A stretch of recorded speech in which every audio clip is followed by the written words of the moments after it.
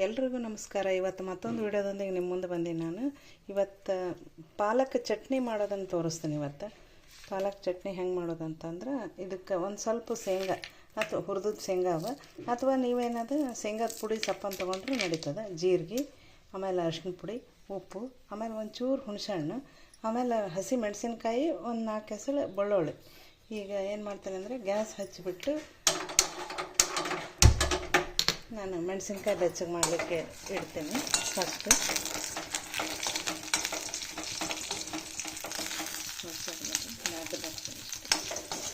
ಈಗ ಇದು ಮೆಣಸಿನ್ಕಾಯಿ ಇಡ್ತೀನಿ. ಆಮೇಲೆ ಇವಾಗ ಏನಂದ್ರೆ ಪಾಲಕ್ ಸೊಪ್ಪು ಹಾಕ್ತೀನಿ. ಒಂದು ಸೂರು ತೊಗೊಂಡಿನಿ ಪಾಲಕ್. ನೀವು ಜಾಸ್ತಿ ಬೇಕಂದರೆ ಜಾಸ್ತಿ ತೊಗೋಬೋದು. ನಾನು ಒಂದು ಸೂರು ತೊಗೊಂಡಿನಿ. ಸೊಪ್ಪು ಹೆಚ್ಚಿಬಿಟ್ಟು ತೊಳೆದೈತೇನೆ. ಇವಾಗ ಇದನ್ನು ಎಣ್ಣೆ ಹಾಕಿ ಮೆಣಸಿನ್ಕಾಯಿ, ಬೆಳ್ಳುಳ್ಳಿ, ಆಮೇಲೆ ಪಾಲಕ್ ಮೂರು ತಾಳಿಸ್ಕೊತೀನಿ ಚೆನ್ನಾಗಿ ಎಣ್ಣೆ ಒಳಗೆ.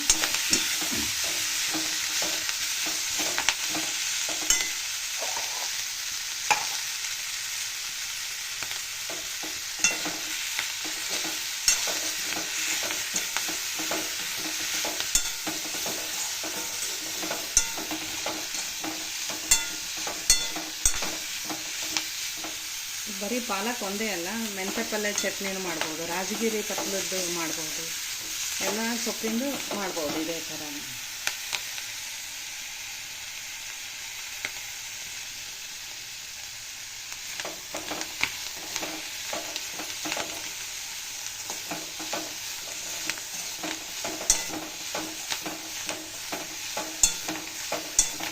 ಇದಕ್ಕೆ ನೀವು ಬೆಳ್ಳುಳ್ಳಿ ಬೇಡ ಅಂತಂದ್ರೆ ಇಂಗು ಜೀರಿಗೆ ಹಾಕೋಬೋದು. ಆಮೇಲೆ ಇದಕ್ಕೊಂದು ಒಗ್ಗರಣೆನೂ ಮಾಡ್ಕೋಬೇಕು. ಇಂಗು, ಜೀರಿಗೆ, ಸಾಸಿವೆ, ಒಣ ಮೆಣಸಿನ್ಕಾಯಿ, ಕೊತ್ತಂಬರಿ, ಕರಿಬೇವು ಎಲ್ಲ ಇದು ಎಲ್ಲ ಚಟ್ನಿ ಆದಮೇಲೆ ಕೊತ್ತಂಬರಿ ಹಾಕೊಳ್ಳೋಣ. ಇವಾಗ ಒಗ್ಗರಣೆಗೆ ಏನದ ಈ ಥರ ಎಲ್ಲ ಮಾಡಿ ಇಟ್ಕೊಂಡು ಒಗ್ಗರಣೆ ಮಾಡ್ಕೋಬೇಕು.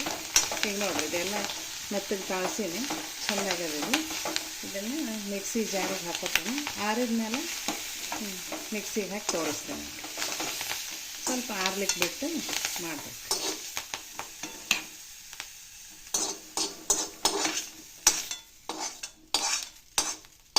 ಭಾಳ ರುಚಿ ಆಗುತ್ತೆ ಇದು. ಬೆಳ್ಳುಳ್ಳಿ ಹಾಕಿದರೆ ಅದರದ್ದೇ ಟೇಸ್ಟ್ ಬೇರೆ ಬರ್ತದೆ.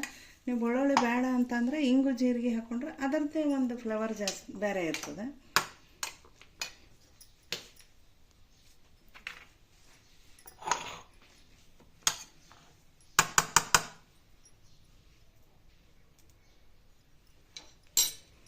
ಇದಕ್ಕೆ 1-2 ಎಲೆ ಹುಣಸೆಹಣ್ಣು, 1-2 ಎಲೆ ಹುಣಸೆಹಣ್ಣು ಹಾಕ್ತೇನೆ.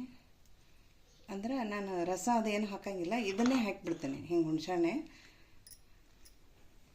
ಆಮೇಲೆ ಸ್ವಲ್ಪ ಜೀರಿಗೆ, 1 ಸಣ್ಣ ಚಮಚ ಜೀರಿಗೆ ಹಾಕ್ತೇನೆ. ಆಮೇಲೆ ಒಂಚೂರು ಅಂದರೆ 1 ಸಣ್ಣ ಚಮಚ ಅರಿಶಿನ ಪುಡಿ ಹಾಕ್ತೇನೆ. ಆಮೇಲೆ ಹುರಿದಿಷ್ಟು ಏನವಲ್ಲ ಶೇಂಗಾ ಹಾಕ್ತೀನಿ. ಇದು ಶೇಂಗಾ ಬೇಡ ಅಂತಂದ್ರೆ ಸಪ್ಪನ ಪುಡಿನೂ ಹಾಕ್ಕೋಬೋದು, ಅದು ಹಾಕ್ಕೋಬೋದು, ಇದು ಹಾಕ್ಕೋಬೋದು. ಆಮೇಲೆ ರುಚಿಗೆ ತಕ್ಕಷ್ಟು ಉಪ್ಪು ಎಷ್ಟು ಹಾಕ್ತೇನೆ ನೋಡಿರಿ. ಉಪ್ಪು ಸ್ವಲ್ಪ ನೋಡಿ ಹಾಕೋರಿ, ಯಾಕಂದ್ರೆ ತಪ್ಪಲ ಇರ್ತದಲ್ಲ, ಭಾಳ ಆಯ್ತಂದ್ರೆ ಇದಾಗುತ್ತೆ. ಮತ್ತು ಕಮ್ಮಿ ಬಿದ್ದರೆ ಮೇಲೆ ಹಾಕ್ಕೋಬೋದು. ಅದಕ್ಕೆ ಈಗ ಇದನ್ನು ಮಿಕ್ಸಿಗೆ ಹಾಕ್ಕೊಂಬರ್ತೇನೆ ನೋಡಿರಿ. ತೋರಿಸಿ.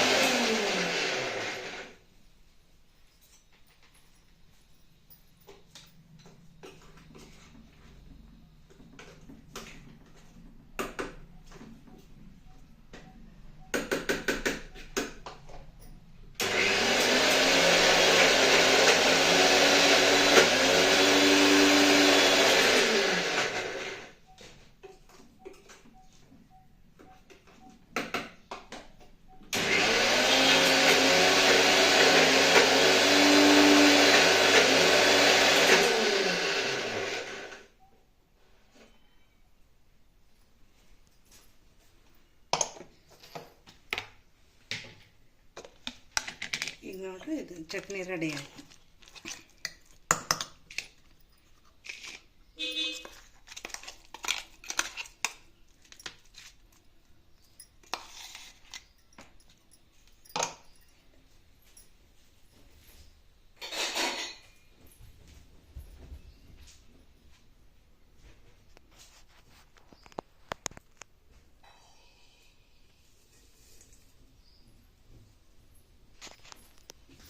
ನೋಡಿರಿ, ಇವಾಗ ಚಟ್ನಿ ರೆಡಿ ಆಯ್ತಿದ್ದು.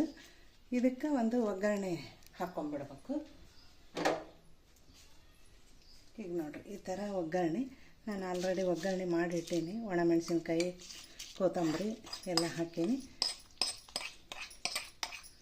ಜೀರಿಗೆ, ಸಾಸಿವೆ ಎಲ್ಲ ಹಾಕಿ ಮಾಡೀನಿ.